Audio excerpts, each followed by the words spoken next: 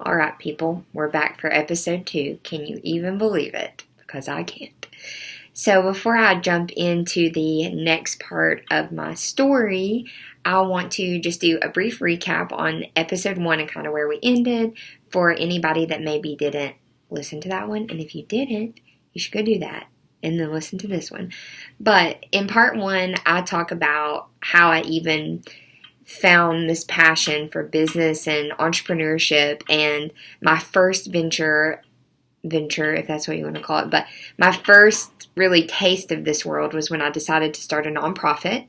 And like I talk about in the first one, I had no idea what I was doing. It was a crazy process, but as always, seriously, if I can do it, you can do it. So if you're just listening to this and you have a business idea or a nonprofit idea or whatever it is, just keep listening, because I am not an expert, but that should actually just make you feel more confident that you can do it, and hopefully I can give you some steps for that. But I think I really left off on that first episode talking about how raising money for the nonprofit was so hard. Like, that was the worst part about everything that I had to do. I loved everything except that. And I think the reason is because I don't like to feel like I am depending on somebody else in order to make something happen. Like, I like to just be able to go and do it. And with nonprofit, you really are dependent on fundraising and grants and all of this stuff. And grant writing is actually the most soul-sucking thing you will ever do,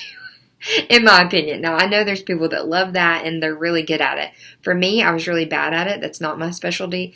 So it wasn't fun for me. And so I really wanted to pursue the nonprofit and had this bug that, like, I really wanted to do it full time, but was having like a super hard time keeping it funded.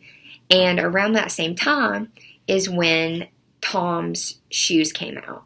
So most of you guys are probably familiar with that brand, but if you're not, they were a very popular shoe company and they're still in existence today.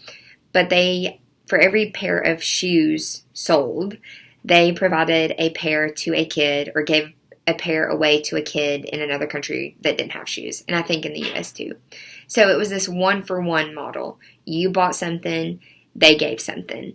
And now that's a super popular concept, which is called social entrepreneurship. Okay, but Tom's was really the first brand that had done anything like that. And the founder, Blake Mycoskie, I believe is how you pronounce his name, he is somebody that I have always admired and still do. But he was that first person that I ever learned about or knew existed that had taken business concepts and really merged those with good deeds, with doing goods or following passion projects rather than just turning a profit. And so I always consider him to be the father of social entrepreneurship, and he is incredible. But around this time, his shoe brand was really blowing up, and so he wrote a book called Start Something That Matters. And that was the first business-related book I ever read, and I still recommend it to everyone that wants to go down this path, because he put together a book, obviously with his story, but also stories of people from all different walks of life that had taken this social entrepreneurship thing by the handles. I don't know what you say right there, but they had fallen in love with it as much as he had started all these incredible businesses that were funding their passion projects. And so I read this book, absolutely loved it, and the running theme through the book was that if you have something that you're excited enough about, you'll make it happen. You can figure it out. You can start a business that will do all these good things. And so just like with the nonprofit, I just took that at face value. I read it, and he talked about these just being incredibly normal people doing great things. And so I thought, I'm a very normal person, so I think I can do this. If they can do it, I can do it. So all these people had created these business ideas. He had shoes because he wanted to give shoes away. And I thought, okay, I want to give beds away. So what makes sense for me to make? And naturally, the smallest and easiest thing that I could think of was pillows. And so I was like, all right, this is it. No more grant writing, no more begging for money. I'll just start a company and we'll make pillows. And when people buy the pillows, we'll give beds away. It sounded easy enough. And so a little backstory on how that actually came to be is that I had a roommate at the time that, Lord bless her soul, she really went through it with me. But I ran downstairs to her name was Jody, and I was like, Jody, I just read this book. Like, we have to go to the fabric store right now. I have to learn how to make a pillow tonight. And she was like, probably super confused, but also there was a blizzard outside, so probably not the safest conditions. But I was like, no, if we have to risk our lives, that's what we have to do. We're going right now.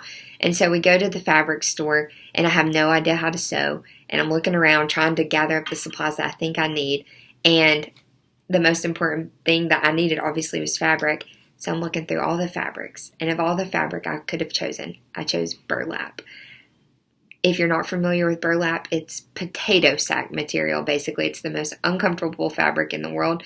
But for whatever reason, that's what I wanted. So we got all the supplies, went back home, and I sat up all night on YouTube learning how to sew pillows, which the first pillow, I have it in my house. I wish I had it and could show it right now, but it was horrendous. But I will say it was a prototype, and it was something that was tangible that I could see, like, okay, this isn't the pillow that we'll want to sell long term, but at least I can see an actual thing. Like, I can feel something, and that was really what gave me the motivation to keep going. So I would say, if you are thinking of starting a business and it is a consumer good product, something that you're going to give to people or people are going to buy, I make a prototype. If you have to draw it, if you have to sew it yourself, if you have to rig it together, I don't care. Make the prototype, because there's something about having an idea and then having that physical thing that you can see and feel that really inspires you to keep going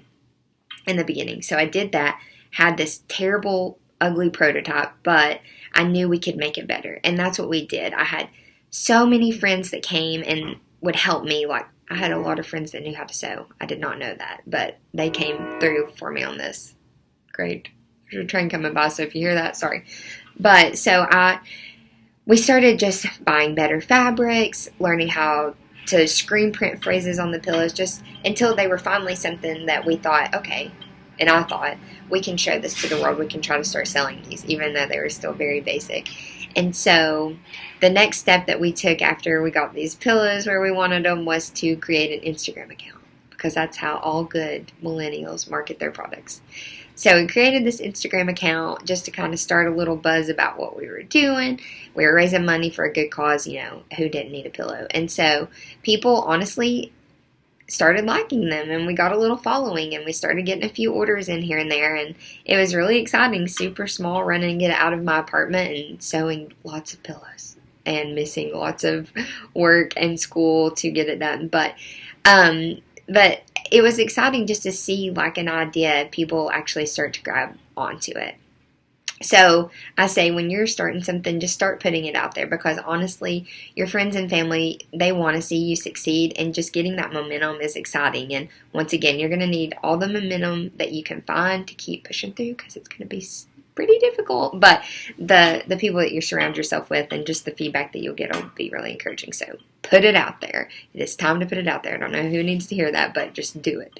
So as we started to create this little social media following, I had a girl message me and ask for a custom pillow, and she wanted it to say, "Home is where the doodle is."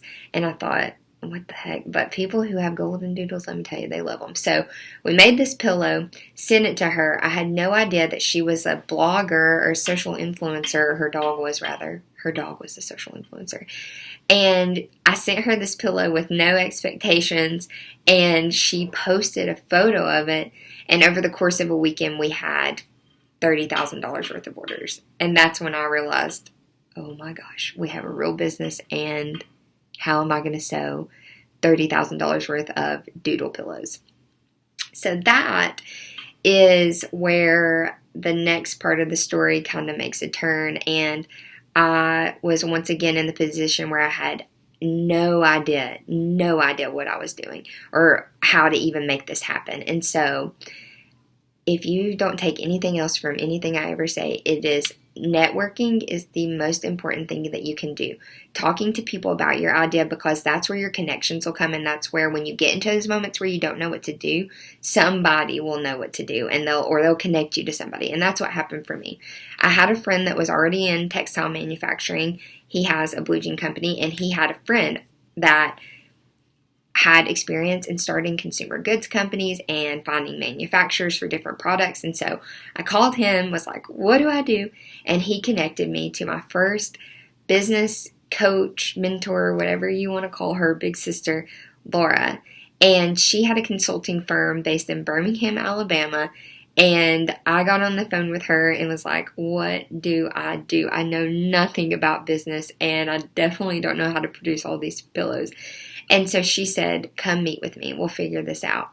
And in case you don't know, based on where I live, Birmingham is 5 hours away. But I didn't want her to know that, because I didn't want her to say, like, no, it's too far, don't come. I just got in my car and zoomed down the highway. I was there.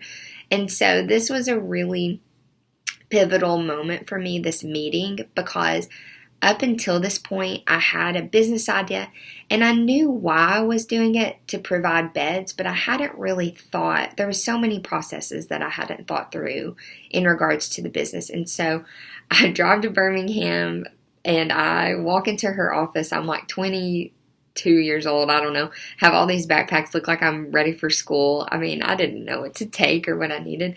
And so I walk in, and there's so much I could say about that meeting, but the thing that really changed my life that day was she was the first person ever that got into the weeds of really the true reason why I was doing everything that I was doing. I had never even heard of the concepts that she told me. And so that day she had whiteboards all over her walls, these big sheets of paper, and she's like, today we're going to find your why. We are going to dig down and figure out what is it that's motivating you. What is your purpose in this? Like, what kind of impact do you want to make? And why are you doing this really? And we spent 8 hours doing that. And that was the most important thing that I could have ever done. And I'll say the same for you. Like, you can have a business idea, and you can get on LegalZoom and incorporate it, and you can figure out all the legal sides of it. No problem. But the thing that's driving you on the inside and why you're doing it, the reasons, you can't find those online. Those come from inside of you, and they're so important to get those things out first. I kind of did it backwards. I did all the professional stuff and all the things I could figure out on my own with a quick Google search first, which is what led me to lots of confusion and just overwhelmed feelings. But when she sat me down, we wrote down, like, what's your mission statement going to be, and what do you stand for, and who are you helping, and what do you want people to think about when they think about beds for kids and throw? That was the name of the pillow company. And just all of that stuff. And once I had my core values and like my mission statement, and I knew why I was doing it, there was nothing that was going to stand in my way. There was no obstacle. Once you know why you're doing something, you will find a way. You will find a way to make those $30,000 worth of pillows, even though you're scared to death, because you know why you're doing it. And so we fleshed all that out that day. I wrote everything that had ever inspired me, every story of like the kids that we had given beds to that were the things that were driving me. I had it all out. And that was something that I'll never forget, because now anytime I have a business idea or something that I want to do, the first thing I do is I find my why. I write it out. I write down everything that's inspired me, why I want to do this, what I want to be remembered by, what I want people to think when they hear this brand. And so I would encourage all of you guys, if you have any kind of idea, start there. Get a journal, a notebook, whatever you have to do, but figure out what your why is, what your mission statement is, because those are the things that are going to keep you going and help you through the difficult times, because they're going to come. Anyways, after we did all that, she did connect me to a manufacturing partner, and over the course of the next 3 years, my life went insane-o in the best way, and also some not so great ways as well, but we'll get into that next. But most importantly today, I wanted you guys to know that you can do this. You just have to find your why. You got to know why you're doing it.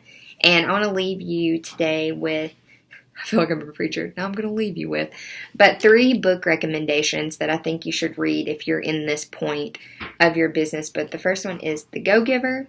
The second one is Start Something That Matters, which I talked about today. And the third one is by Simon Sinek, and it's called Find Your Why. Those will help you tremendously. So go get them, and we'll just get into part 3 next time.